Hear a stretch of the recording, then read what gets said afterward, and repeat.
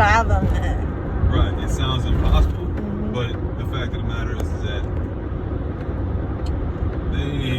their money goes back centuries. These families. See, when they talk about the rich people in the world, right? On the Forbes list, or the Fortune 500 list, and all that, they'll have like Jeff Bezos and Bill Gates and Warren Buffett and these guys. They're not the rich people in the world. All right, they might be.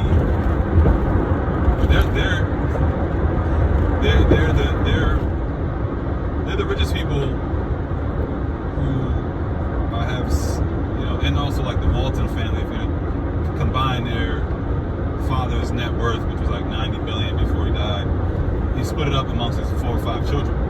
But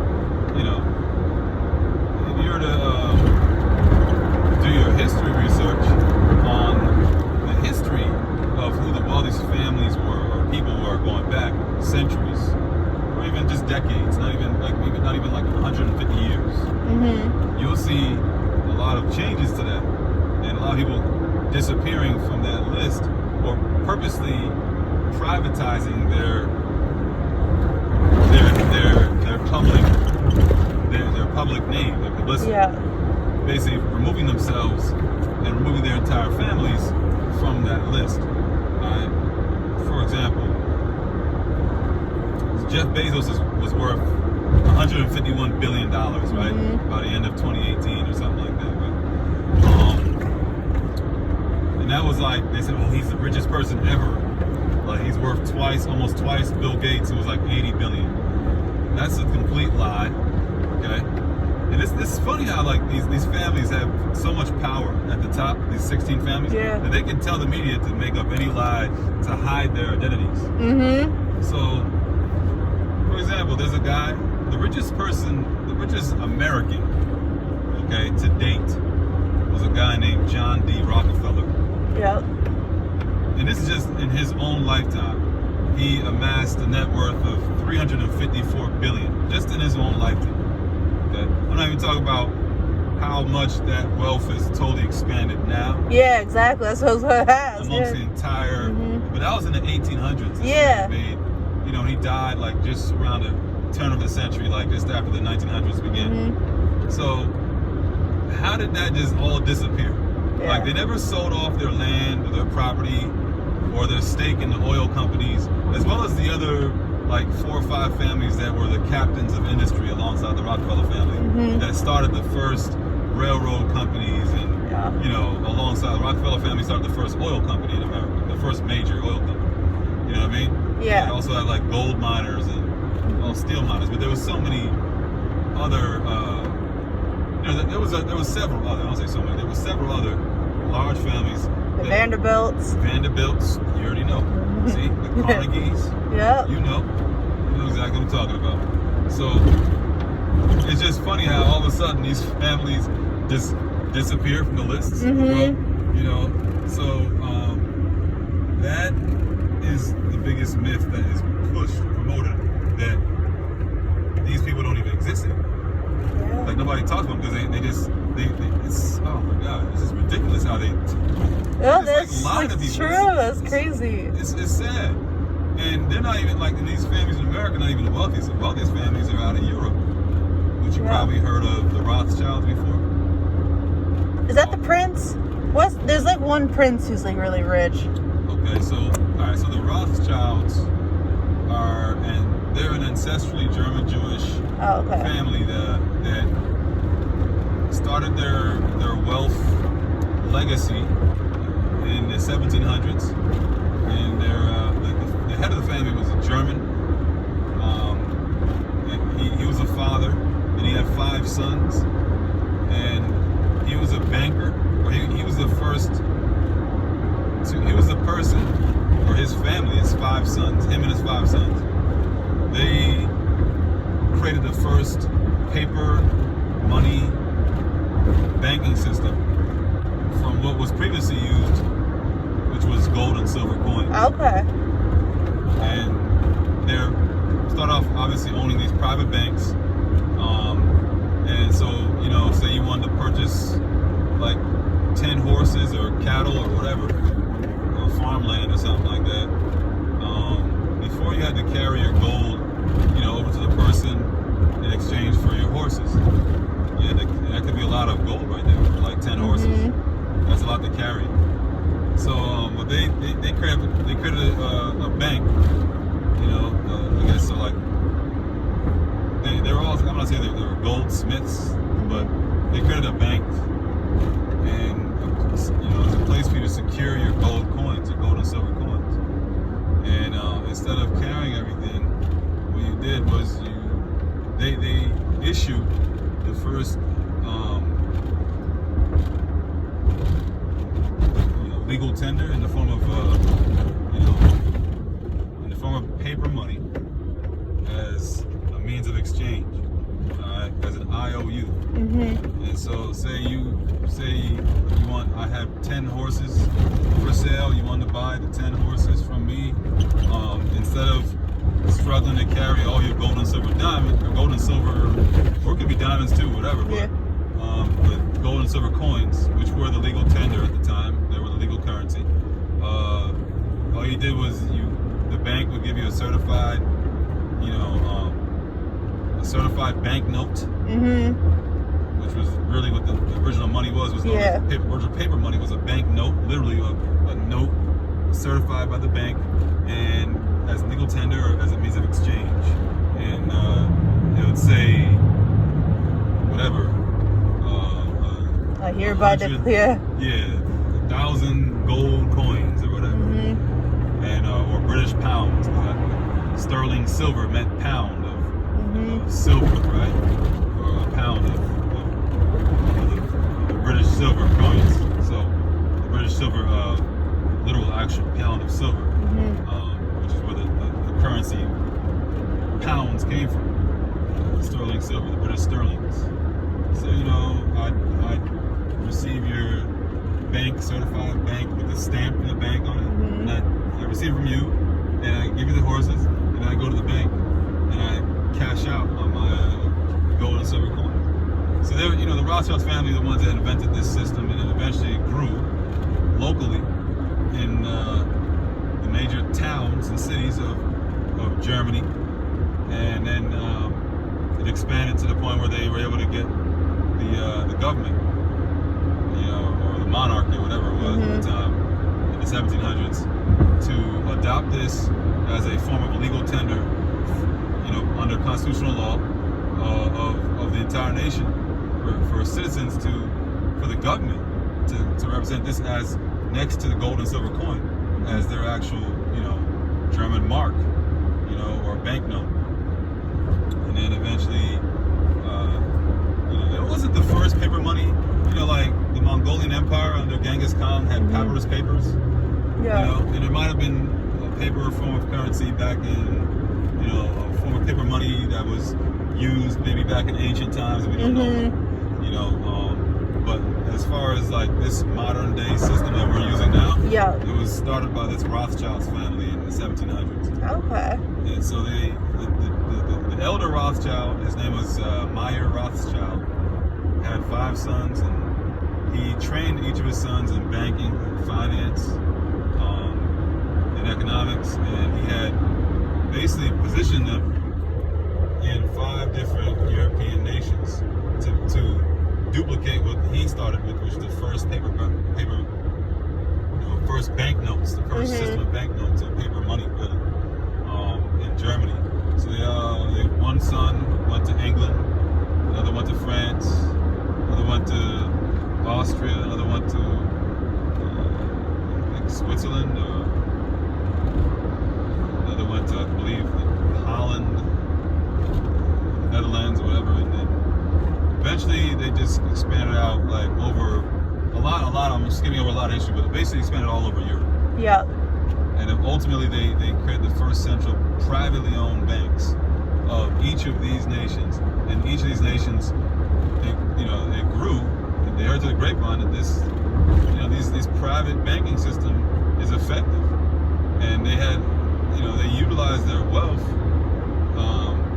with this system. They started doing, little things that you could do, like charging bankers interest and, loans and with interest and all kinds of stuff, debt and credit. That's how they're able to build up their own capital, the Rothschilds family. Yeah. You know, and long story short, they became the wealthiest family in the world by the 1800s. They did marry into royal families. Maybe that might help answer your question. But yeah, they married like dukes. Like they married, they either married into royal families, they both married into royal families, or they just paid their way for royal titles from these monarchs and from these royal families of Europe, where they had like, they got lordship, like Lord Nathan Rothschild of England. He's a lord, you know, in the British, you know, royal monarchy, royal system in England. Lord Nathan Rothschild. They got dukes and duchesses and lords and lordesses and, you know, all these extravagant royal titles from the kingdoms and monarchies of Western Europe and of all over Europe. So they became extremely powerful, extremely wealthy. And long story short, they became the wealthiest family in the world. And they, along with these other families, they got there very fast. The other families, some of their wealth goes back 700-800 years. Like there's a few families in Italy, their wealth goes back over 800 years. Yeah. You know, these are like serious legacies. So that type of money doesn't. When you have that type of a legacy of money that goes back that many centuries. Yeah. That's how you accumulate trillions of dollars. What you have with these Jeff Bezos and Bill Gates, their wealth is all self-made. Okay, for them to reach that level, that'll take them centuries. Their family would have to grow that, and it had to be something that is transcendental, you know, to civilization as we know it. Yeah. Which, you know, Microsoft and Amazon, this, you know, computer science, technology, things like that. Those are transcendent things. You know, they change civilization, but you have to continue to snowball that over generations and generations in your family. Yeah. To reach the level that these families are at. So these families literally, they have not sold off their properties. They've only got wealthier and wealthier. I mean, some of them might have struggled. Like, I'm not going to say that all 16 families, or that the top 20 wealthiest families in the world 200 years ago are all still the top 20. Yeah. You know, some industries falter, some things happen, some families have issues that split them up, you know, things happen. Inheritance doesn't go to them anymore, they give it to someone else. Or dysfunction of some caliber, you know, or it could be subterfuge, it could be sabotage, it could be somebody infiltrating their family to disrupt things and to ruin their family. Exactly. Out of competitive zeal.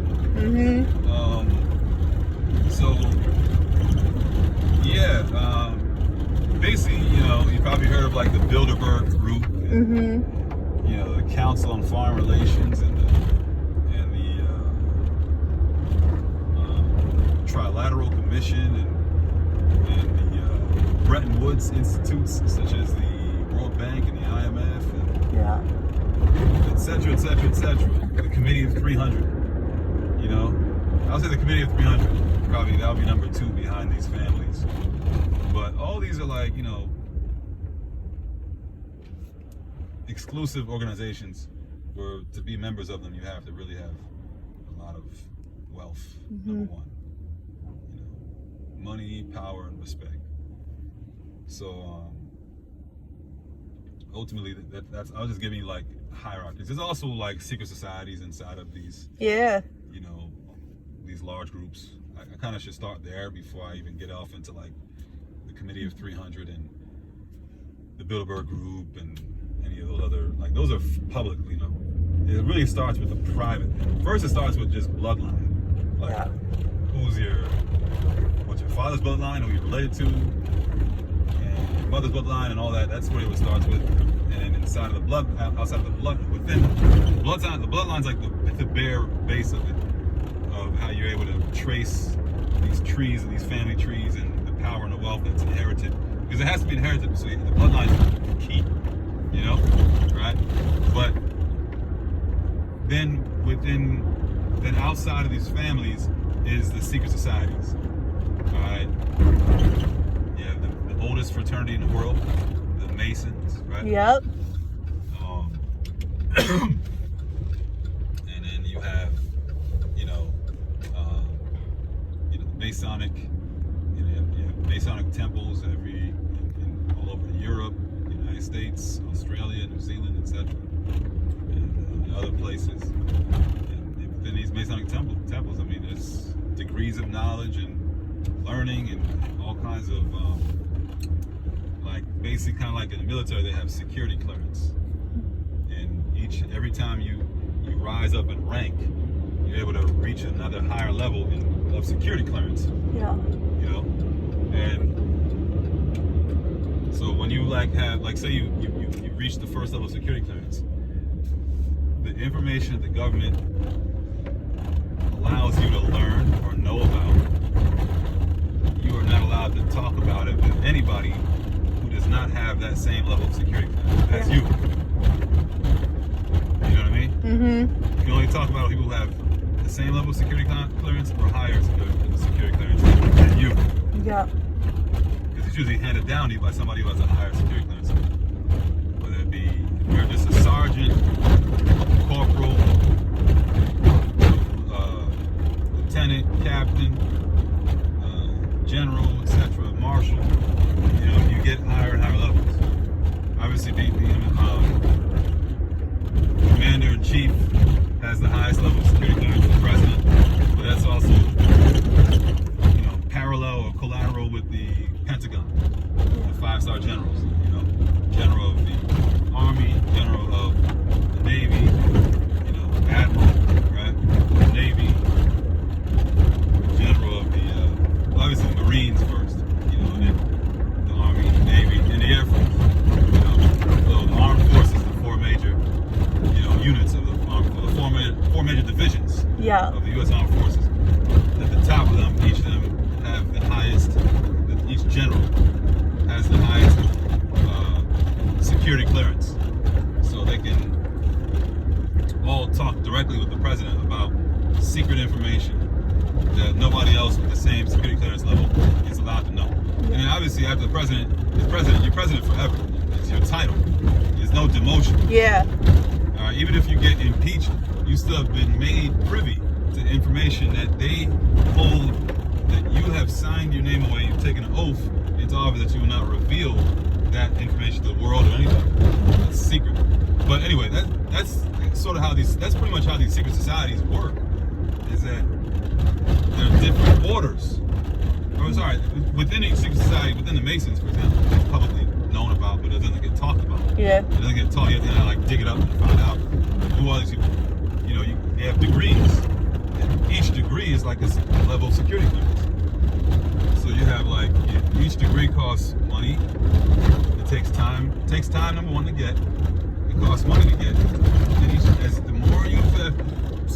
more you invest into to get each degree, the more protection you get in return. Mm-hmm. So protection meaning they'll protect, you have to, a part of it is the Masons were based off of the Knights Templar, the European military, right? Mm-hmm. I mean, it was, no, I'm saying military. They were Knights Templar were a military group that trained knights, but they were working as a private company. Okay. Back in the 1000s, 1100s, around that time. And they were there to protect the kingdoms and queens of Western Europe. How do you have all this information? You have such detailed information. It's so good. Well, thank you. I mean, I watch a lot of videos on YouTube, and I read a lot on Wikipedia and stuff. Yeah. And I do research, but I need to do more thorough research, because you give an explanation and then you're able to go in such detail about it and then use another example with more detail to combine it. I'm like, oh my gosh, this is crazy. Oh, to help clear it up? Yeah, it's impressive. I'm like, look at that. Oh, well, thank you very much. Yeah. I appreciate that. You're a great listener. I mean, you're also very, very intelligent. Forgive me for over talking. No, I'm enjoying it. Okay. Well, thank you. Yeah, the Knights Templar. They were throughout Europe. That was it's kind of like their territory. And some bad things happen with them.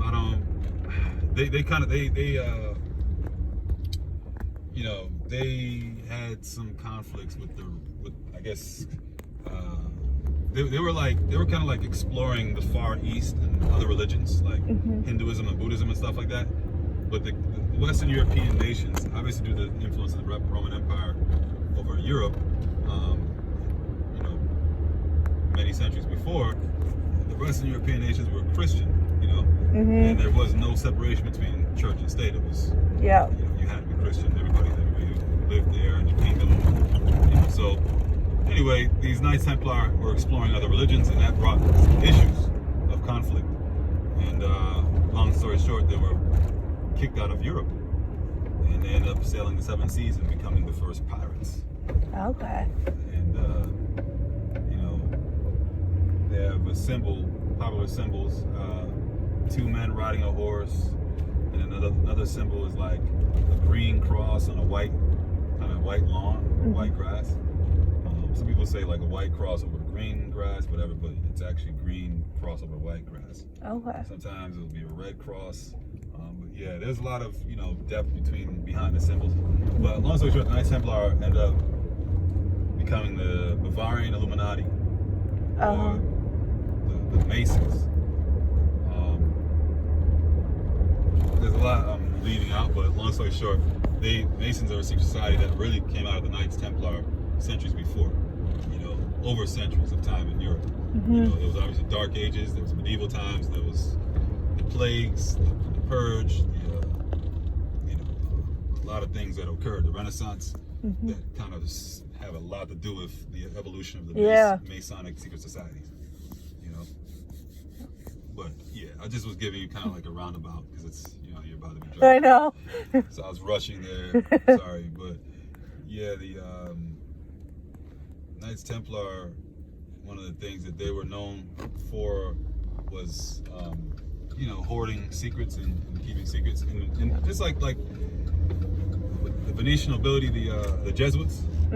Jesuits are like the oldest, version of like the CIA. They're like the oldest intelligence agency, spies that are still active today. Their job is to protect the Vatican, right? The Roman Catholic Church. And so they're like the CIA of the Roman Catholic Church. The Knights Templar, they were, they had a lot of secrets that they still keep within their. The Masons have a lot of secrets that they still keep within each order. There's different orders, like the Knights of Columbus was an order. Yeah. The Order of the Eastern Star, that was a female organization, very large. But, these degrees, each degree, like in the Knights Templar, to join the Knights Templar, you had to invest all of your wealth in exchange for them to give you unlimited protection. So if you give up, but you're going to be protected forever. Your family will be protected forever. Now, there probably is a way to pull out of it, but they will kind of make it seem like, you're one of them now. Yeah. So if you have land, farms, all that, now that belongs to the Knights Templar, but it's still yours. It just, they'll protect you. So this is similarly the same thing that goes on with the Masons as we speak today, is that they got that from the Knights Templar, who are like the seeds and the founders, the forefathers of their organization, of their secret society, that when you join the Masons, each degree costs, takes time and money for you to earn. So you start with the first degree.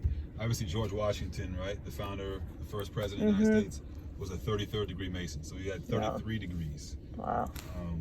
33rd degree. Obviously it's a very popular, it's like one of the highest ranking. To be an Illuminati, so-called Illuminati, you have to have at least 30 degrees or higher. Okay. But those degrees go up to like 66, 96, whatever.